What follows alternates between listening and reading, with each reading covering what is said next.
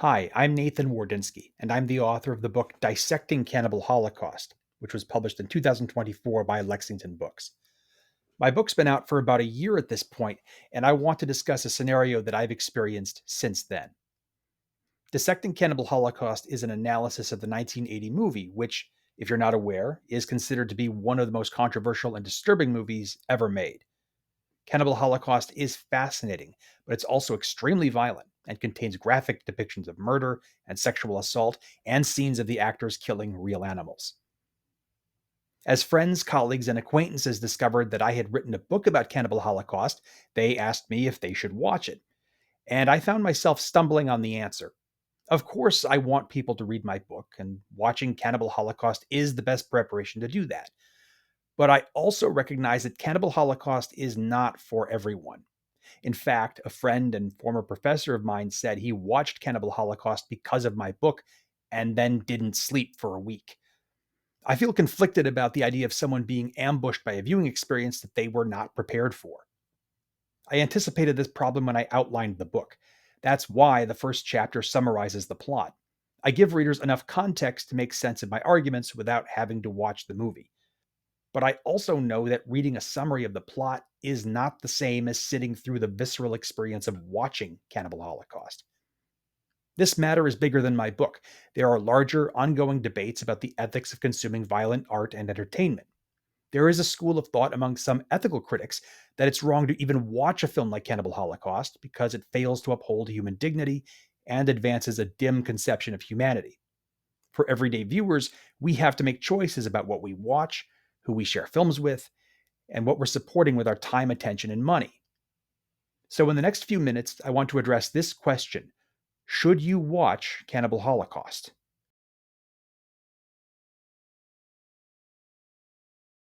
When I address this question in everyday conversations, I usually begin with the obnoxious technique of answering a question with another question. What can you handle? When someone asks me if they should watch Cannibal Holocaust, I try to give them a sense of the film's tenor and assess that person's cinematic and personal experience. I ask them what kinds of films they've seen.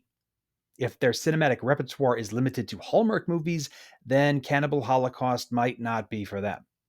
If that person is new to horror, they may want to work their way up, starting with some gory films like John Carpenter's The Thing and Cory Farge's The Substance.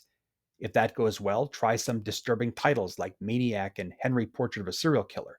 At that point, they've tested their nerves and are probably ready for Cannibal Holocaust. You may notice that in preparing these viewers for Cannibal Holocaust, I'm also getting them to watch more horror films. It's a nice side bonus.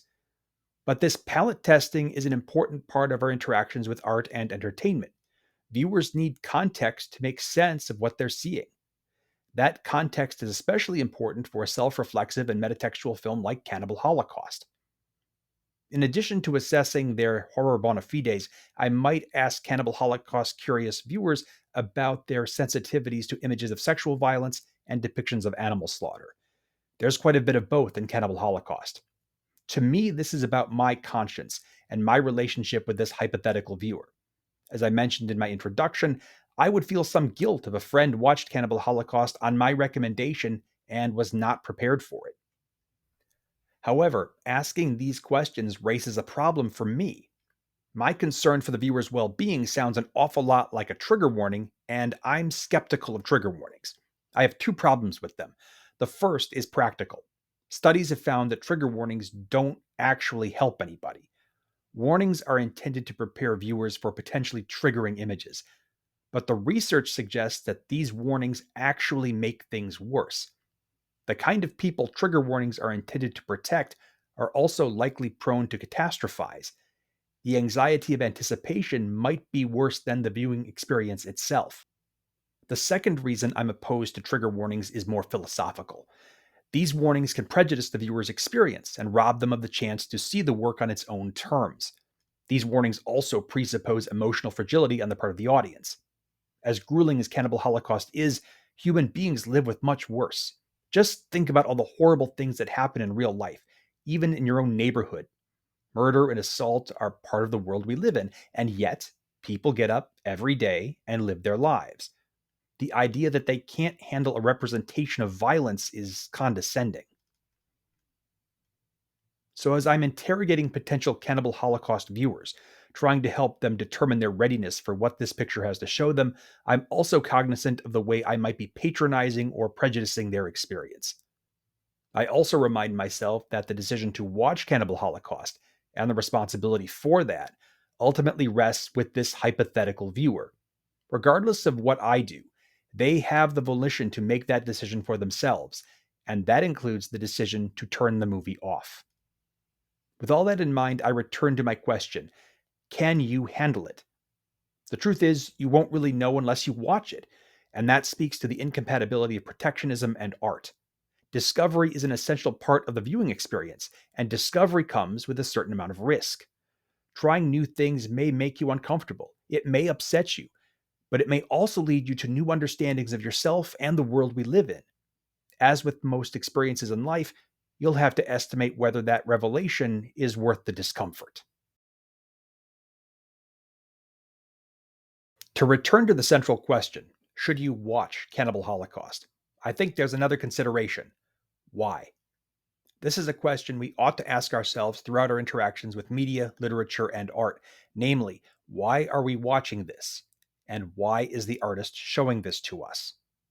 There's a few reasons we might watch a film, and those reasons may overlap. The first is simply entertainment. We're here for the show and to be occupied and amused for a few hours. Adjacent to entertainment is aesthetic value. We generally like looking at art because it's beautiful. Sometimes art is not conventionally beautiful, but there is something admirable in the craftsmanship. With genre films, we may watch for a specific emotional experience. Back in the days of the video store, customers would head to the section that matched the emotional experience they were looking for: action, romance, comedy. As I discuss in my book, horror often inspires fear, disgust, or despair. And at the movies, we can experience distressing emotional states in a way that is safe and usually removed enough from real life to allow us to enjoy it. Storytelling genres are also tied to politics. As I discuss in my book, Westerns are the origin story of the United States. Action films frequently contain right wing politics, and social justice dramas tend to be left leaning. Adventure narratives often reinforce ethnocentrism through stories of Western characters traveling to faraway lands and meeting supposedly exotic cultures. Watching a film can have the same appeal as watching partisan cable news, in which our ideological priors are validated. We might also watch a film for the sake of art and history. Older films can and should be appreciated for their own sake, but watching older movies can also be an education in the development of the form and changes in the culture. The stories we tell and the values embedded in those stories tell us something about the people who made them. And finally, we may watch a film in search of meaning. The construction of narrative, arranging events in an order that implies cause and effect, creates meaning for the audience. I would argue, as I do in my book, that art's greatest and most profound quality is its ability to reveal the truth. And truth may not be entertaining. It may not be beautiful. It may not conform to society's values. But works that get us in touch with the truth have the capacity to move and enlighten in ways that are profound. So let's consider Cannibal Holocaust against each of those criteria. Is Cannibal Holocaust entertaining? Yes and no. The events of the film are compelling, and the filmmaking is engaging. But it's all a little more complicated than that. Cannibal Holocaust hits at the place where narratives and politics overlap. The story initially appeals to Western storytelling traditions that exoticize foreign places and colonial narratives that endorse Western supremacy. But Cannibal Holocaust eventually turns those stories and their politics upside down. And unlike Avatar, it doesn't just flip the moral binary. Cannibal Holocaust destroys it. The realistic style of the violence and the inclusion of unsimulated animal killings makes everything real in a way that closes the gap between fantasy and reality in which we usually enjoy cinematic violence. This is all elaborated upon in my book. The extremity of Cannibal Holocaust does make it of interest to viewers looking for an intense viewing experience. There is a whole category of films whose primary attraction is the way that they test our stomachs. A lot of people come to Cannibal Holocaust for that reason, but viewers who are accustomed to extreme pornography and real life atrocity clips online might actually find it underwhelming, at least in prurient shock value. Will you like Cannibal Holocaust? I have no idea. And that's not really the point. If we're being honest, there are movies and music and books that we like, but we know aren't really good. And there are very well crafted works of art that just leave us cold. Ultimately, I liked it is a shallow measure, especially if liking is limited to unexamined emotional responses. As a work of cinema, Cannibal Holocaust is extremely well made. Even the film's detractors must acknowledge that the cinematography and editing techniques, the construction of the narrative, and the music score are very effective. It's also part of horror film history. The attempts to censor Cannibal Holocaust raise all sorts of interesting questions about free speech and artistic expression that demand consideration. Its historical value is undeniable at this point. Like it or not, Cannibal Holocaust is part of the horror film canon. If you're interested in those sorts of things, especially the history of horror and film censorship, then Cannibal Holocaust is requisite viewing. Perhaps most significantly, Cannibal Holocaust is meaningful. As I argue in my book, Cannibal Holocaust distills something essential and true about the world. It isn't just challenging our intestinal fortitude. Cannibal Holocaust adumbrates the essence of society and the nature of mankind. The decision to watch Cannibal Holocaust and what you may get out of it partly depends on your motives. It's not an easy film to watch, but that's often the case in the horror genre. I'd caution against encountering any work of art with an agenda, demanding that the artist satisfy a checklist of political and ideological demands. Part of the experience of watching a film or reading a book or viewing a painting is the opportunity for discovery, which eludes predetermined expectations. Whatever your motives, there is certainly a good case to be made for sitting through Cannibal Holocaust. You'll have to decide if those are reasons that you can live with. Interrogating your motives inevitably brings us to questions about values and ethics. As you weigh whether to watch Cannibal Holocaust, it's worth considering that question through the lens of ethical criticism. As I cover in my book, there are two major schools of thought on ethical criticism. Atonism, sometimes called asceticism, holds that moral and aesthetic values are separate. The moral values espoused or embodied by the work are independent of its success as an exercise in artistic craft. On the other hand, moralism holds that the aesthetic value of a work is inexorably tied to the moral vision that it provides the audience. For moralist critics, art has a duty for moral instruction. That doesn't mean the characters must behave morally, but it does mean that the overall work should affirm virtue. There are a number of significant moralist texts. What is Art by Leo Tolstoy argues that good art is necessarily moral in a specifically Christian sense. On Moral Fiction by John Gardner argues that works that ennoble destruction and nihilism are not art, and that true art celebrates life's potential. A lot of these moralist arguments are geared toward the creators of art, but our present question, should I watch Cannibal Holocaust, is about the consumers of art. In that respect, one notable moralist text that I've encountered is The Company We Keep, An Ethics of Fiction by Wayne C. Booth. He cautions that we underestimate the extent to which we absorb values from narratives. In this book, Booth compares stories with people. Just as certain people can be bad influences on us, so can certain stories and storytellers. Booth warns us that being in contact with bad art could be morally injurious to us. I partly agree with Booth. There are stories that are overtly or implicitly racist, or sexist, or homophobic, or just stupid. And since those values are contrary to my own, I would rather avoid those texts and their creators. And if poisonous ideas are all that you consume, that sets you and your culture up for disaster. But it's also true that people have the intellectual and emotional capacity to evaluate art and media.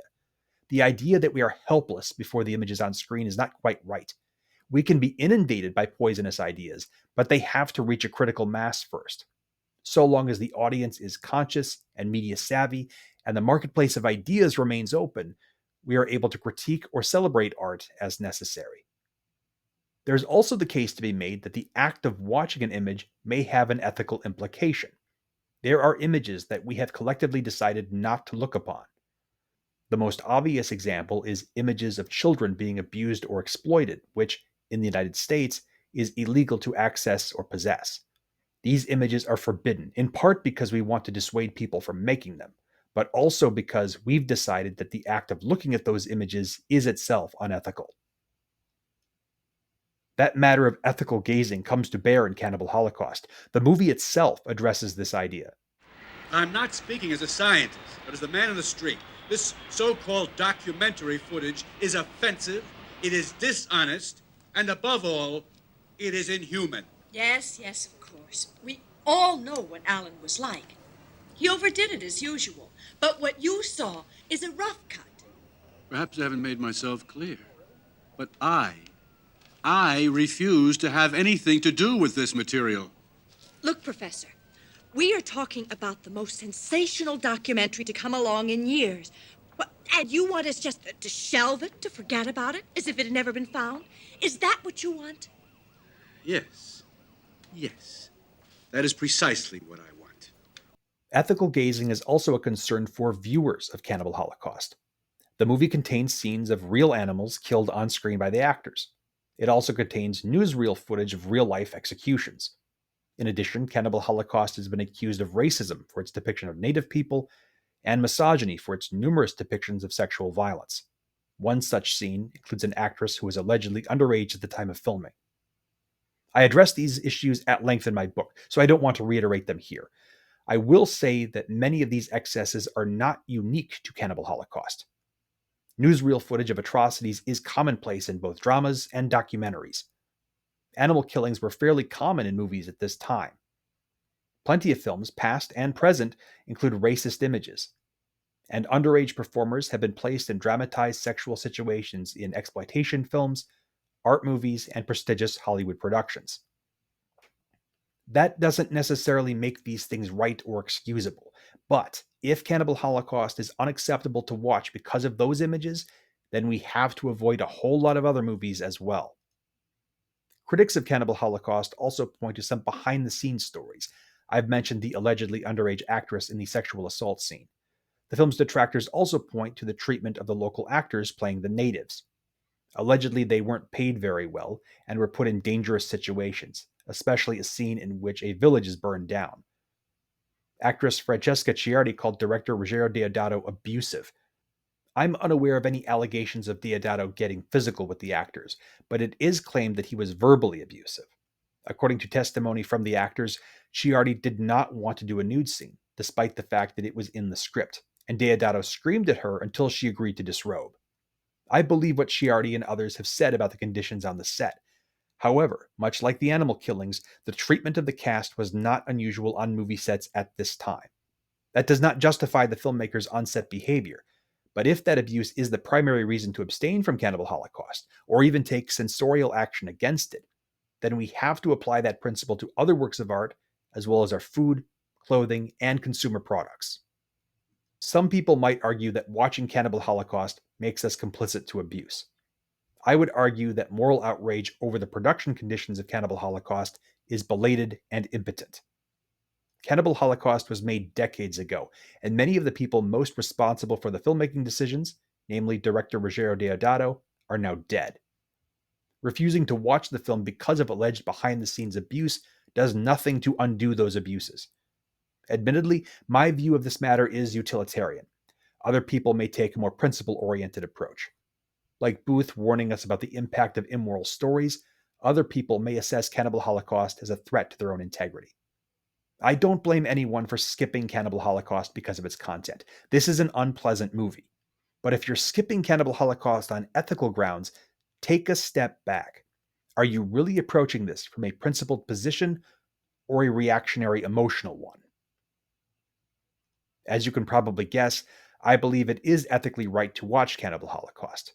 Or at the very least, I don't believe watching it imperils our own moral character. But I also believe that part of the value of art is the way it inspires self-reflection. Just like exercising your body, growing intellectually and emotionally requires a certain amount of resistance. That means wrestling with ideas and art that are contrary to your values. It's entirely possible that unethical or immoral art could be enlightening and therefore have value. My comments have probably raised more questions than answers. But let's return to the central question. Should you watch Cannibal Holocaust? The truth is, I can't answer that for you. I know that's anticlimactic, but everyone has to make that decision for themselves. Hopefully, I've given you some useful ideas about how to make that decision. But as you can probably surmise, the questions I'm grappling with here are bigger than a single horror film. We live in a world in which media of all kinds flows freely through our computers, televisions, phones, and social media feeds. We have to make decisions about how to spend our time and money, but we also need to think about what we're watching and why. I wrote Dissecting Cannibal Holocaust because I'm fascinated by this film, and a book was the best way to share what I found in it. As a movie unto itself, Cannibal Holocaust offers much to discuss in terms of its craft and what it has to say about humanity and society. But there's also a larger context in which the film comments on storytelling, media, history, anthropology, censorship, and genre cinema. I explore this and more in my book. The United States has been and continues to pass through a censorial time, and the impetus to restrain speech and inquiry has come from all political and ideological directions. I hope my book models a way of interacting constructively with difficult subject matter and problematic works of art. There are multiple versions of Cannibal Holocaust. The full film runs 96 minutes. Censors in various markets have cut the film, usually reducing or eliminating the animal killings. The DVD and Blu-ray disc editions have what's called an animal cruelty-free viewing option that skips over those scenes. Don't watch that version, or at least don't make that the first version that you watch. If you're going to watch Cannibal Holocaust, then watch the full movie, or as full a version as is available in your part of the world. Cutting the animal deaths from Cannibal Holocaust is like eliminating racial slurs from The Adventures of Huckleberry Finn, or changing allegedly problematic language in the books of Roald Dahl, Ian Fleming, and Agatha Christie. It's part of the text. It's part of what makes Cannibal Holocaust what it is, and softening the movie for contemporary audiences misses the point. You can find Cannibal Holocaust on disc. That's probably the best way to watch it and ensure that you're seeing the full movie in the best possible quality. The movie is also available on various streaming and video on demand services. My book, Dissecting Cannibal Holocaust, is available in both ebook and physical versions. I'll place links in the description. Thank you for watching.